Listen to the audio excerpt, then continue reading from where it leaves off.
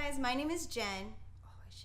Hey guys, my name is Jen. This is Corey. And when I first started reading comics, I thought it was just about, Superman, Batman, and just super villains. But then I found this. And it's just about a family trying to live their life in space. So the main characters you need to know right now are Marco and Elena. They are a couple and they just had a baby. And they just recently hired a babysitter named Isabel. And then we also have Prince Robot 4. He is a prince and he is a robot. And he is also a soldier that just went through a very traumatic tour and just quickly got shipped out to go find the couple and the baby. Think Zuko from Avatar, but real bad PTSD. And he don't hide it. Lastly, the Will. He is a freelancer, aka assassin, and he has a sidekick, which is a giant cat that can sense when people are lying. Yeah. So that's like the perfect sidekick to have at all times. So I'm a dog person. Yeah, but if it could tell when people are lying to you, I'm pretty good at sniffing it out. Anyways, here we are opening up with chapter 4, and the Will is heading to Sextillion.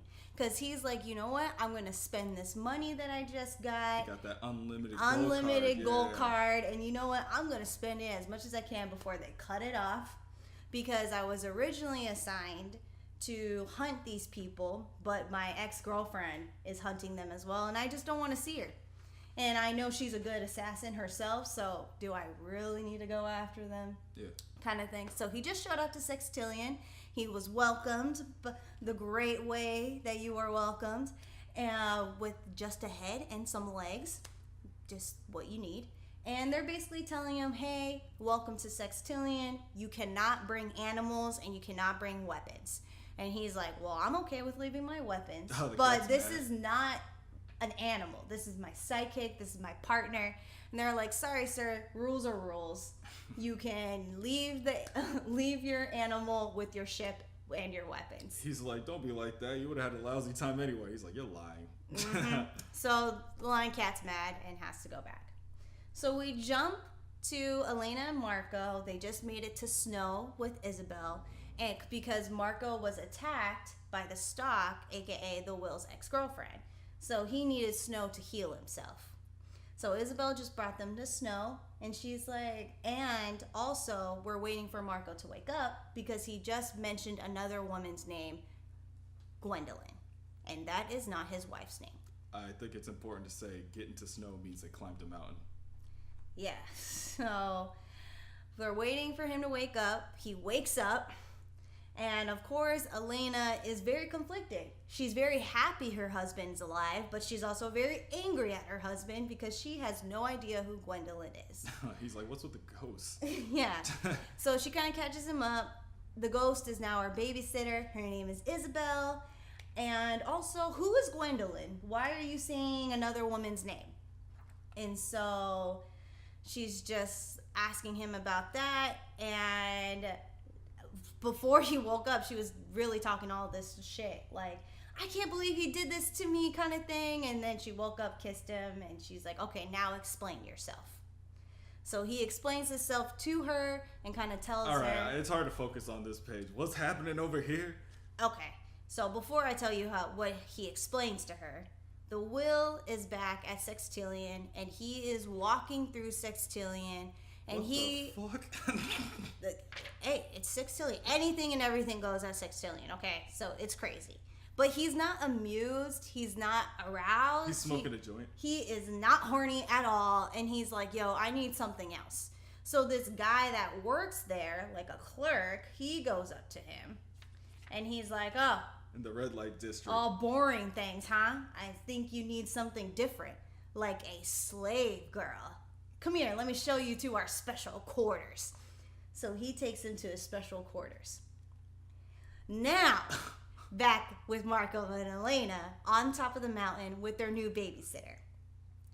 And Marco is explaining to Elena who Gwendolyn is. And Gwendolyn is his ex-girlfriend / fiance that he was going to marry before he went off to war. Yeah.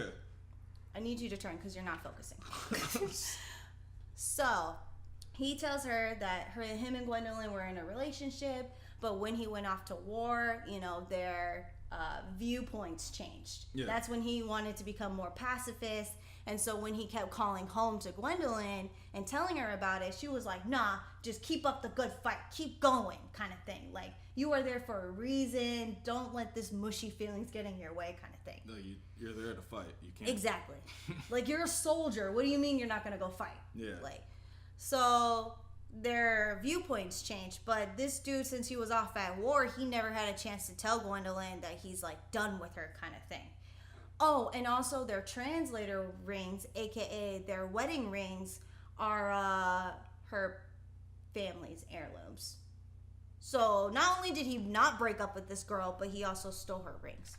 And then gave them to his new wife. And then gave them to his new wife as translator rings, so they could stay together. Solid plan. She'll never find out. Yeah, and so Elena's not really happy, but she's like, okay. And so she tells Marco, like, make me feel better, kind of thing. And he's like, with this magic? Yeah. Oh, man. She's going to get addicted, ain't she? No. Oh. She was like, you need to make me feel better that you don't, like, still love this girl, kind of thing. And he's like, oh, well, Gwendolyn always had boyish hips. And you have, like, voluptuous hips. And she's like, that's not helping. Yeah, that's not helping. But that's what he says. Gwendolyn may have been tall, but her hips were boyish, not womanly like yours. Whoa. All right, well, so he ain't the best with the words. Okay, we get that about Marco. Okay. So what's the Will doing? What's he doing over here in the red light? So the Will just showed up to the private quarters that clerk was showing him to. And he's like, I'm here to give you your slave girl. This guy's got the shittiest smile. Like, he opens the door, and it's a child. A child. And so the Will's like, stone cold face, right? Looks at the child, looks at the dude, looks back at the child, looks back at the dude, and then asks the dude, how old is this kid? And the guy said 6. So what does the Will do? He just crushes his head right there. He just crushes his head right there. I was like, yeah, no, done with that. Enough of that. Yeah. And just kills him. And the slave girl just hugs him and is like, thank you so much. Yeah. He didn't even blink. He did not even blink when that blood got splattered on him. So lastly, we go back to Elena and Marco. Marco's all healed and it's daytime now. So of course Isabel is off duty. She's a ghost, so she only does her nightly babysitting duties. Oh, that makes sense. Perfect. Yeah. So it's daytime. They're about to get ready to go. But then a ship shows up because, they're wanted. So Elena's like, oh no, what are we going to do? And Marco's like, we fight. Oh, that actually looks pretty badass. And he has, that's his family sword. Okay. Yeah, no, that's badass. That's the sword that he said he was never going to use again. Well, I mean, he's got it now. I mean, But he's supposed to be a pacifist. Well, I mean, what else are you going to do? What else are you going to do? Just, like, let them take your wife or something? Okay, yeah. Chapter 4 is a lot better than Chapter 3. All right, we hit the ground running again. I don't really have a lot of final thoughts. Sextillion was crazy. I didn't expect to see all that. I like the fact when they brought the girl, he just, like, killed the guy. He's like, no, that's the line. We don't fucking play with that shit here. So it's really nice because Hazel, the narrator, she talks about, like, who's really the monster. And so after he kills that guy, it was like, who's the real monster here? Is it the assassin or is it the dude that kidnapped the slave girl? All that stuff with the husband and the wife, though, just trying to get that plot going a little bit longer. World building. Wait, what was the girl's name? Gwendolyn. Okay. His ex-girlfriend. So we're gonna learn about Gwendolyn. We're gonna learn exactly what she has to do. She's probably even more of a badass if she wanted him to keep fighting. So badass. It's probably pretty cool. So yeah, that's Chapter 4 of Saga, y'all. So we will be back same time next week. Catch us every Sunday where we post these on YouTube at Long Story Short Show. So if you like these, please follow us and we will keep you posted when the next one is. See you next time. Later.